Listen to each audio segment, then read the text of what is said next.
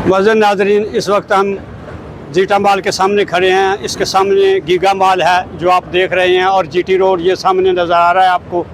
तो ये जो लाहौर से पेशावर को रोड जाता है वो जीटी रोड है, और ये DHA2 के बिल्कुल सामने है।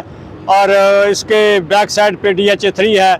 इसके मगरब साइड पे जो है वो सदर को रोड जा रहा है, और इसके मशरक साइड पे DHA5 है। तो ये बहुत ही यूनिक किस्म की लोकेशन है। ये फंक्शनल हो चुका है अब।